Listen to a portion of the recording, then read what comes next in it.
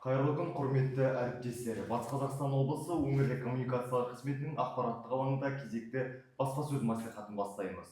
Тақырыбы 33-ші маусымның ашылуы және республикалық гастрольдер туралы. Спикерлер Нұржан Кадержанұлы Тасболатов, Хадиша Бөкеева атындағы облыстық қазақ драма театрының директоры, Қазақстан Республикасының мәдениет саласының үздігі, Салауат Аюпұлы Түменов, Хадиша Бөкеева атындағы қазақ драма театрының көркемдік жетекшісі, Қазақстан Республикасының мәдениет саласының үздігі Нұржан Кадержанұлы, сөз кезегі өзіңізде. Қайырлы күн, құрметті жерлестер. Хадиша Бөкеева атындағы қазақ драма театры өзінің 33-ші маусымын 4 қыркүйек күні кешкі сағат 6:30-да Ақшақ Бақтыгереева, Мадина Омарованың Жұбан поэтикалық драмасымен ашқалы отыр. Театрдың күрделі жөндеу жұмыстары жүріп жатуына байланысты біздер қазіргі уақытта қойылымдарымызды Зенит мәдениет үйінде бейсенбі күні және жексенбі күні қойып жатырмыз, және балаларға арналған ертегілерімізді сенбі күні қойып жатырмыз. Аталмыш маусымда аша салысыменен театр ұжымы Жезқазған қаласында өтетін Қазақстан еңбек сіңірген қайраткері, Тарлан сыйлығының лауреаты, көрнекті режиссер Жанат Хаджиев атындағы 4-ші халықаралық театр фестиваліне Николай Васильевич Гогольдің ревизор қойылымымен жүргелі отырмыз. Сонымен қатар 19 қыркүйек күні жерлес ақынымыз, ұлы ақынымыз Қадыр Мырзалиевтің туғанына 90 жыл толуына байланысты драматург Нартай Сауданбекұлының Қадыр адам атты қойылымын премьерасын жоспарлап отырмыз. Қайырлы күн, құрметті театр сүйер көрермен, Ақжайық өңірінің театр сүйер патша көңілді көрермені. Мінекей, еңбек демалысын аяқтап, Хадиша театры өз сүйікті көрермендерімен қауышатын күнде келіп жетті. Баршаңызды театрға шақырамыз. Біз Хадиша театрының репертуарын үнемі біздің Instagram, Facebook парақшаларымыздан қарап, театрға келіңіздер дегім келеді. Енді театр тірі организм болғандықтан бірде-бір күн демалып театр жұмысын тоқтатуға болмайды. Сол себепті еңбек демалысынан оралған кезден бастап театр қазір дайындық үстінде. Еңбек демалысынан келіп, біз өзіміздің дәстүрімізге айналған шеберлік сағатынан бастадық жұмысымызды. Бұл үшін Алматы қаласында Жүргенов атындағы өнер академиясынан ұстаз шақыртып, 13 тамыз бен 19 тамыз аралығында үлкен шеберлік сағатын өткіздік. Яғни сахна пластикасы, сахна қозғалысына байланысты. Бұл театр ұжымы үшін, театрдың жас актерлар үшін үлкен сабақ болды деп айта аламын. Бұл біздің дәстүрімізге байланысты. Өткен маусымда да біз бірнеше шеберлік сағаттарын өткізген болатынбыз.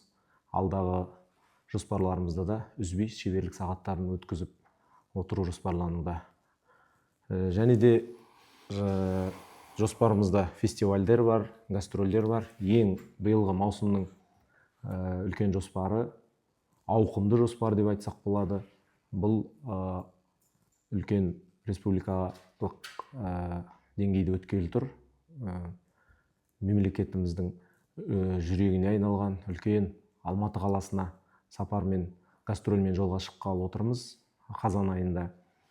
Яғни Алматы қаласында біздер Ақшақ Бақтыгереева мен Мадина Омарованың шығармасына негізделіп қойылған Жұбан қойылымымен және Володиннің Сені сағындым қойылымымен, Гогольдің ревизорын, тағы да балалар қойылымы бар, Жалқаудың жыры деген қойылымдармен Алматы қаласының көрерменіне ұсынбақшымыз. Және де Алматы қаласынан әрмен қарай біздер көршілес жатқан Қырғыз еліне, яғни көрші мемлекетімізге Бішкек қаласына да үлкен сапарымыз жоспарлап отырмыз. Ол жерге барғасын жерде біздің театрымыздың репертуарының ең бір биік шыңына айналған, адамзаттың айтматымына айналған Шыңғыс Айтматовтың Жәмила қойылымын ұсынғалы отырмыз қырғыз көрермендеріне. Және де жаңа Алматы қаласында және Қырғызстанда, Бішкек қаласында биыл көрнекті композиторымыз Нұрғиса Тілендиевтің 100 жылдығына арналған қойылымымыз да бар, Мұқағали Нұрғиса деген. Сол қойылымдармен гастрольдік үлкен сапарға шыққалы отырмыз. Бұл қазан айында және Шымкент қаласында қамтамасыз ету жоспарымызда бар. Бұл енді гастрольдік сапарлар деп айтсақ болады. Және биыл білесіздер, енді ұлы ақынымыз, қазақтың ұлы Абайының 180 жылдығы, бұл әлем болып, ел болып тойлап жатқан жайы бар.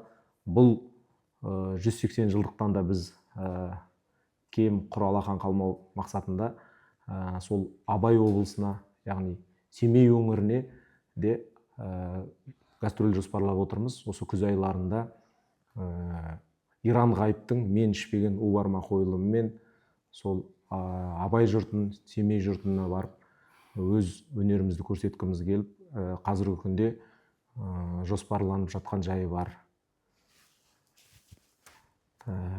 Енді алдағы күндерде жаңа айтып өттім, биыл енді мерейтойлар жылы болғалы тұр. Тағы да бұл жаңағы өзіміздің ертеңгі маусымымызды Жұбан атамыздың 105 жылдығымен арналған қойылыммен ашқалы отырсақ, әрмен қарай Қадыр атамыздың 90 жылдығына арналған қойылым дайындалып жатыр деп айтып өттік жаңа.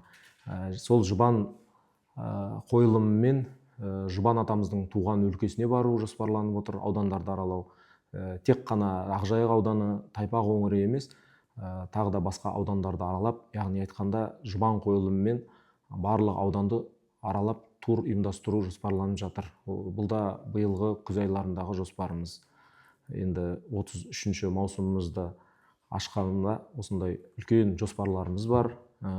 Және жаңа қойылымдар әрине. Бұл жаңа қойылымдар дегенде біз үлкен ұлы қазақтың классиктарына да көңіл бөлгіміз келіп отыр. Бұл бұрыннан да әр театрдың маңдайына біткен үлкен қойылымдары болады. Сол сияқты бізде де қазақ классикасына, яғни айтқанда Әуезовке, Мүсіреповке бару жоспарлануда қойылымдарына.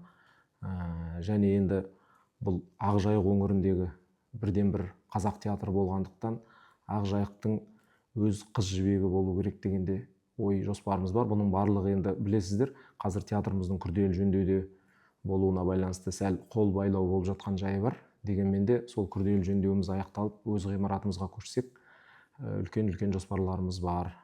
Және де жылдағыдай біз өз қызметкерлерімізді немесе өз актерларымызды жас толқынмен толтырып отырамыз. Биылдың өзінде 2 жігіт, 2 қыз бала жұмысқа алып жатқан жайымыз бар. Бұның бары да енді театр жаңа айтып өттім, терроорганизм деп, сол себепті жастармен де толықтырып отыру керек деп жоспарлап жатқан жайымыз бар. Рахмет, алаңымызға келіп ақпаратпен бөліскендеріңіз үшін алғыс білдіреміз. Алдағы жұмыстарыңызға сәттілік тілейміз. Осымен брифингімізді аяқтаймыз. Аман сау болыңыздар.